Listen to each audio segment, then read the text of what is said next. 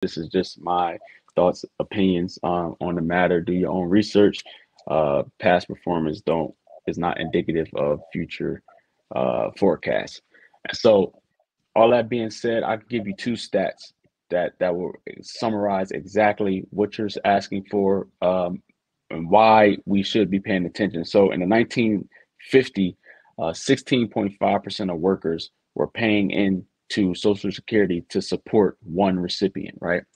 And so when you think about that, that means 16 people and a half, but let's just stick to 16 people work to support me when I retire. So even if one person lose a job or don't go to work, I still got 14, 15 other people to rely on to support my retirement income based off of Social Security. If anyone could guess what that number is today, I'll just leave 3, 4 seconds for you to think, like say in your head what you think the number would be. Um, but that number is 2.5 people today are working for a Social Security recipient. So that means if I take my example again, that's only 2.5. Let's stick with two. Two people are working to support my retirement. So if Joe Schmo don't go to work, that means it's one person. If he gets into an accident or she, is pregnant and she stops working, what's going to happen? And so as the mortality rate increases, which means we're living longer, as the population is increasing, which means more people are having children, there's going to be less and less. So this number is going to get cut down even more. And we're 30 years away. So some of us millennials, we're 20 to 40 years away. Gen Zs, you are 20 to, 40 to 50 years away from retiring. So to think that from 1950 to 2023, in 70 years, that the number went from 16.5 to 2.5. If you just do averages, the amount of people that's going to be there for you is almost none, right? So that's just statistics. And then I'll give you another one. So that was about the Social Security. And now let's talk about the 401k. So the 401k was started in the 70s, and it was started because if you know about a pension is what our grandparents got, maybe our parents get. A lot of blue collar workers get it. Like if you work in auto factories, or a lot of union members, first line workers, policemen, firefighters, and things like that. People that work for the state, they have pensions. A pension is when you retire, you receive guaranteed income from that company for life, regardless of what happens, for life. Even if that company goes under, there's insurance on the pension, right? And so let's take that into account. And when you think about that, the mortality rate is getting longer, people are living longer, and people are having more children. So that puts a lot of stress on the company to continue to pay people year after year after year, and they're living longer, right? When this was started, the mortality rate was like 67. So that means you retire at 60 and the company can pay out for 7 years. That's feasible. But now people are living to 80, 90, sometimes even 100. And so when you think about a company paying you for 40 years after you put in 40 years, that's kind of like who's getting the benefit here, right? We are. So it's becoming way more expensive to have a pension. So they cut it out. A lot of the companies did. They cut it out in the 1980s, and they replaced it with the 401k. Now, the 401k was never meant to be a retirement vehicle. The 401k was meant to assist in tax saving strategies. That's why you could put money in and it's tax deferred, let it grow, and then it get taxed later while you have the pension. It was meant for it to assist your retirement.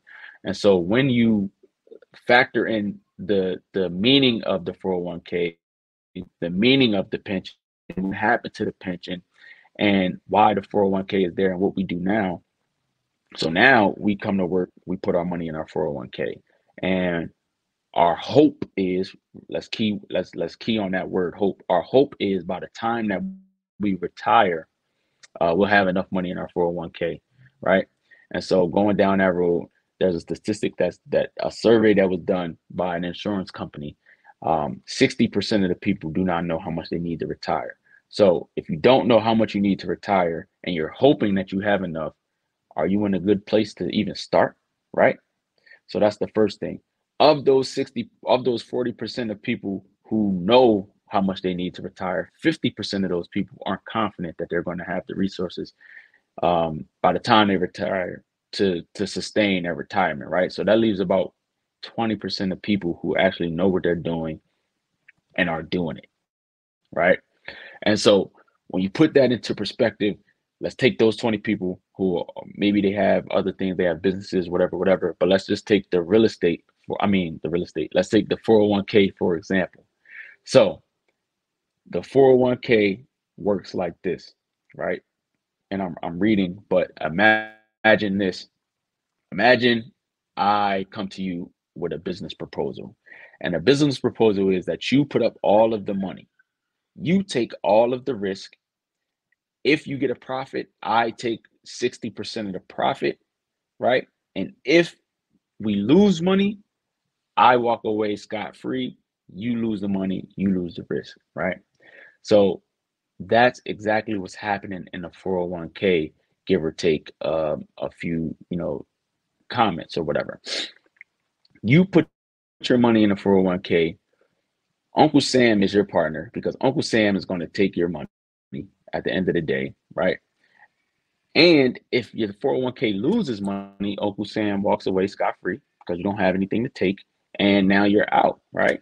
And so that's how that works. And there's a lot of things about the 401k that I can go on and on with.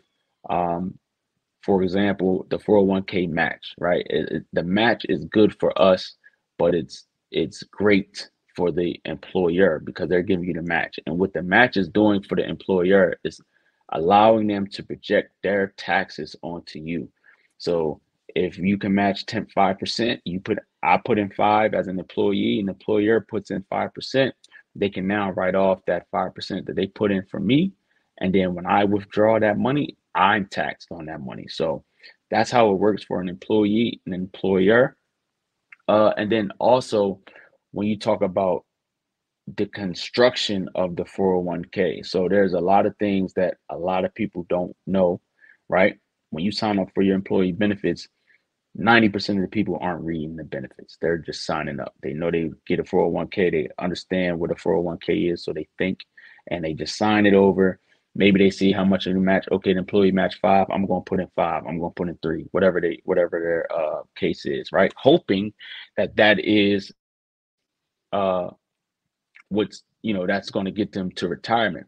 And so what's in that fine print is that the 401k is managed by a company. That company takes a fee. That company most of the time does not is not in charge of producing your money, having your money make money, right? They outsource that to maybe a mutual fund or another company, that ETFs or whatever you pick. They'll outsource that to that type of company. And that mutual fund is going to charge you a fee as well because that's their job, right? It has nothing to do with the 401k. It's just their job as a mutual fund. They charge fees, and that's how they make their money. And so when they charge a fee on that, and then the 401k charge a fee on that, sometimes it can end up being 4-5%, right? Now I want to just read you something real quick, and then maybe if there are any questions, or Julian, you can jump back in. So here's an example: a one-time investment in a 401k at $10,000 at age 20, assuming a 7-year annual return, and by age 65 is $576,000. So you turn 10K, 10K, 10-0, $10,000 into $576,000 throughout your working year. That's amazing. That's beautiful, right? That's a 7% return. Now let's take that same example and put it in a 401k. If you have 2.5% of fees, which means you're only getting about 4.5%. Now you got to take the 7% minus the 2.5%. So you only get 4.5%.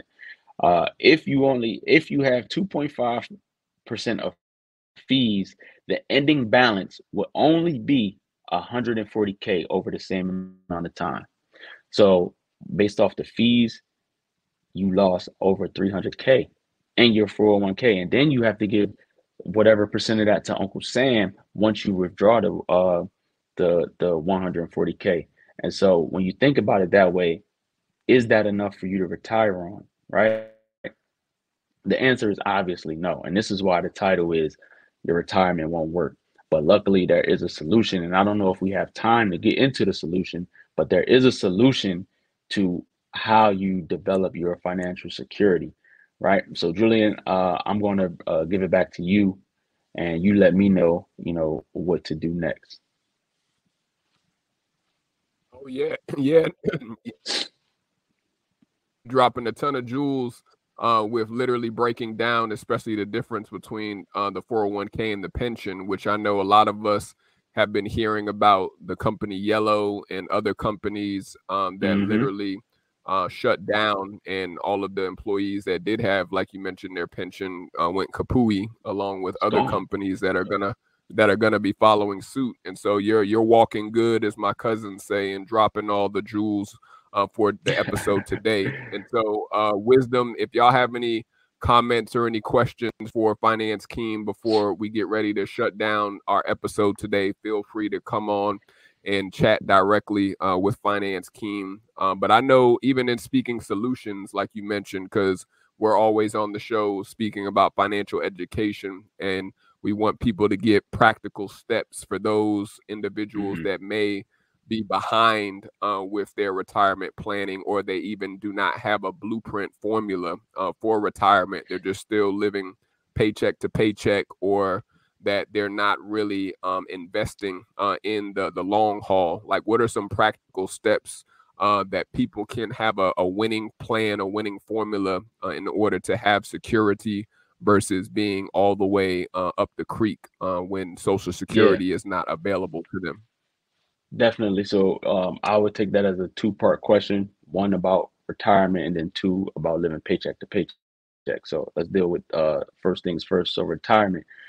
Um, there are different instruments that you can use to supplement or help you grow your money faster.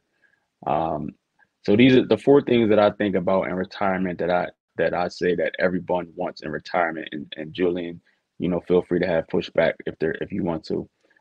Liquidity, right? That means you can move your money, you can do what you want with it when you want with it. Security, which means guaranteed. You want to make sure that your money in your retirement is guaranteed. You're gonna get paid regardless, uninterrupted. You want to be able to leave something for your heirs. At this time, your retirement, you're older, you're thinking about your estate plan and different things like that. And then lastly, it cannot be taken away. You don't ever want to lose this money, right?